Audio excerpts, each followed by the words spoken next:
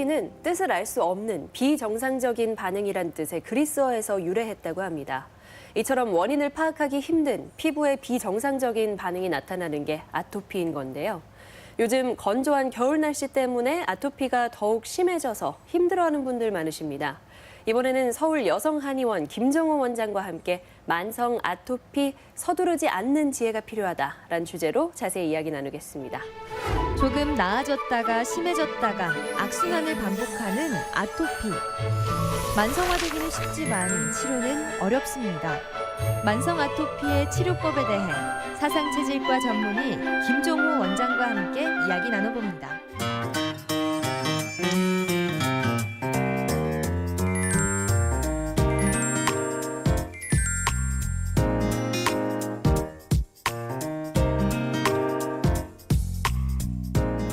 안녕하세요. 안녕하세요. 네. 이 아토피로 고생하시는 분들 보면은 수년, 수십 년간 지속되는 경우가 많은데요. 그만큼 치료가 쉽지 않다는 얘기겠죠? 네, 그렇습니다. 아토피의 피부에 보면 습진이라든지 또 극심한 피부의 가려움증, 그리고 피부 세포 자체의 변형 내지는 그 피부에 지속되는 감염증과 같이 여러 증상들이 복합이 되어 있습니다. 네. 그리고 그러한 특성들이 환자들마다 모두 다른데요. 그렇기 때문에 치료가 상당히 어렵게 느껴지고 있는 게 사실입니다. 예. 또 대부분의 환자들이 극심한 가려움증을 느끼고 있기 때문에 여러 대증 약물을 사실상 끊기가 어렵고 또 피부를 긁어서 피부에 상처를 내면 그 상처로 인한 감염이라든지 네. 또 상처 자체로 인한 염증들이 복합이 되어서 상당히 복잡한 피부 질환으로 또 변형되어 가기 때문에 치료가 다소 어려운 것이 사실입니다. 네. 그래서 흔히 아토피를 난치성 피부 질환이라고 하잖아요. 그럼 결국 평생 관리해야 한다는 뜻이 되는데 그것도 맞는 말인가요? 네, 아토피는 평생 관리하는 병이다. 반은 맞고 반은 틀리다. 저는 그렇게 얘기를 하고 싶은데요. 네. 왜냐하면 이 아토피 환자에게 평생 주의를 하고 또 몸 관리를 해서 이 환자의 건강 상태라든지 또 면역 기능, 또 피부 자체의 어떤 기능들을 유지하는 데 도움이 될 수 있는 면이 어느 정도 있기 때문에 네.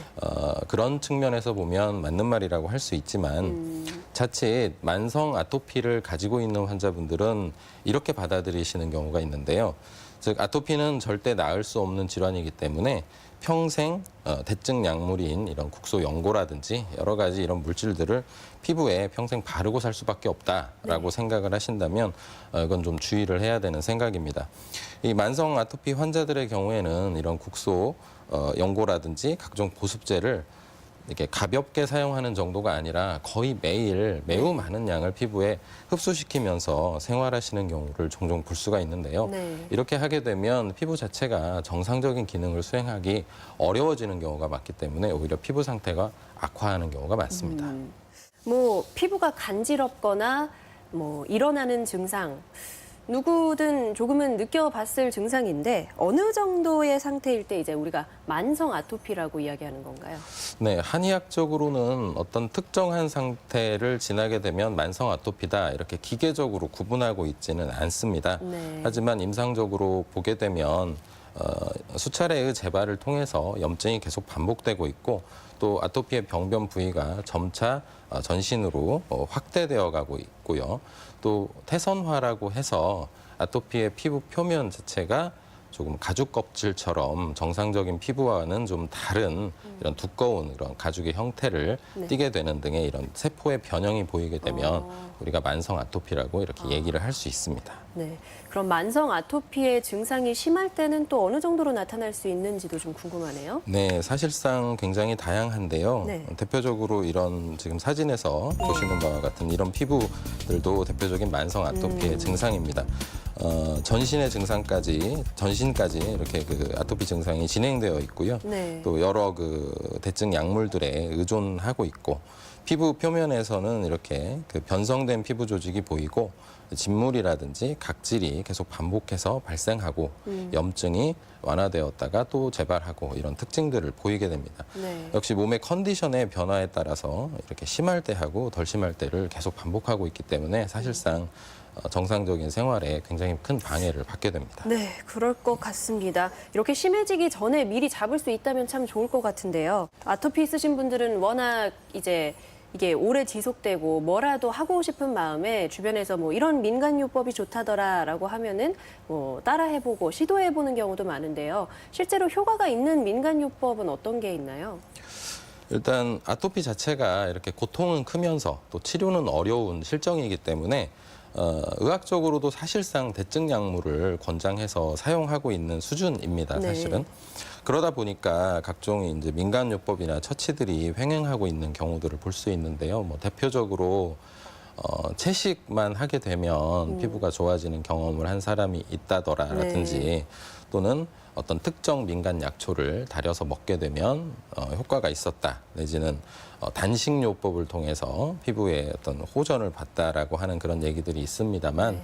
사실상 모두 한의학적으로 봤을 때 근거가 좀 부족한 것들이 많고요. 또 어떤 특정 한두 가지 방법이 또 특정한 일부 개인에게서 다소간의 그 효과가 있었다고 생각이 될지라도 워낙 특성이 다양한 아토피의 전반적인 모든 경우에 있어서 그와 같은 것들을 확장시켜서 적용하게 되면 도움보다는 오히려 부작용이 많이 발생하는 사례들이 있기 때문에 네. 흔히 들을 수 있는 그런 요법들에 너무 관심을 가지지 않는 것이 중요할 것 같습니다. 네. 그 당장의 가려움을 가라앉히는 대증 약물 치료 외에 심한 아토피 치료가 가능한 방법은 뭐가 있나요? 저는 이 시간을 통해서 좀 근본적으로 치료를 계획하고 시도하시라고 말씀을 드리는데요. 그것은 생활 습관을 우선 교정을 하고요. 네. 그리고 이 아토피화된 세포들이 전부 사라지고 정상적인 세포들로 교체가 될 때까지 치료를 꾸준히 유지해야 되는 것을 말합니다. 그렇게 되면 사진과 같은 이런 모습으로 회복도 가능한데요. 네네. 생활 습관만 바꿔도요. 생활 습관을 바꾼과 동시에 아토피의 세포들이 네. 아토피의 특성을 가지고 있는 이런 세포들이 모두 정상적인 세포들로 교체가 될 때까지 치료를 해야 됩니다. 네네. 그렇다고 해서 이러한 그런 정도의 치료가 그렇게 쉽고 또 빠르게 일어나는 것은 아닙니다. 상당한 시간이 걸리는데요. 아토피 환자분들 중에 상당수가 이런 생각을 하시는 분들이 많아요. 그러니까 어떤 특정한 약물이 개발이 되면 그 약물을 피부에 바름으로써 바로 정상적인 피부로 돌아갈 수 있지 않을까 생각하시는 분들도 많은데 우리 사람을 덮고 있는 이런 피부 조직도 그 생명의 주기가 있고 또 비정상적인 세포가 정상세포로 어느 날 갑자기 특정한 물질을 바른다고 해서 마법처럼 변할 수 있는 것은 아닙니다. 정상세포가 아토피 세포를 대체해서 자리를 잡을 수 있도록 치료를 꾸준히 해주는 것만이 답인데요. 네. 이렇게 생활 습관을 그 사이에 생활 습관을 교정하고 즉 먹고 마시는 이런 음식의 종류들을 컨트롤을 하고요. 또 정서적으로 또 몸의 전반적인 건강 상태를 안정을 찾게끔 이런 치료를 꾸준히 해야 됩니다. 그리고 전신의 면역 상태가 정상적으로 유지될 수 있도록 건전한 생활 습관을 꾸준히 유지하는 것 매우 중요하겠고요. 그리고 가려움이 다소 그 치료 과정 중에 대증 약물을 끊게 되면 특히 가려움증 때문에 많이 힘들어 하시는데 다른 어떤 이 한의학적인 치료라든지 한약을 통해서 가려움을 차단하려고 하기보다는 완화시키는 방법을 적용해서 치료를 하다 보면 이런 대증 약물들을 끊으면서 정상적인 생활 패턴을 가져갈 수 있고 그러면서 피부 조직이 점차 정상화되는 쪽으로 바뀔 수 있게 됩니다. 네. 들어보니까 꾸준한 노력이 필요해 보이는데요. 그래서 오늘 아토피, 만성 아토피 주제를 뭐 서두르지 않는 지혜가 필요하다로 정해주신 것 같아요. 네. 이 의미를 다시 한 번만 짚어주신다면요. 이 만성화된 아토피는 여타의 다른 난치성 질환으로 알려져 있는 그런 질병들만큼 사실상 고통이 크고 또 치료가 쉽지 않은 것이 사실입니다. 네. 그러다 보니까 여러 약물들을 자꾸만 찾게 되고 또 반복해서 제품화되어 나오고 있는 여러 가지 물질들을 몸에 발라서 흡수시키는 것에만 집중하고 있는 그런 현실이 상당히 안타까운데요. 네. 우리가 어떠한 질병으로부터 낫는다라고 얘기할 때에는 본래 몸의 기능에 가까운 상태로 회복되는 것을 의미합니다. 그런데 어떤 특정한 물질을 몸에 바르고 있을 때는 가려움이 좀 덜한데 그 물질에 의존하지 않게 되면 다시 가려움증이 심하게 나타난다면 이건 나은 것이라 볼 수 없고 사실은 그러한 물질에 계속 그 의존하고 있는 생활이 점점 깊어진다고 그렇게 표현할 수 있겠습니다. 즉 자연 상태, 즉 건강한 상태로의 몸의 회복을 도모해야 되고요.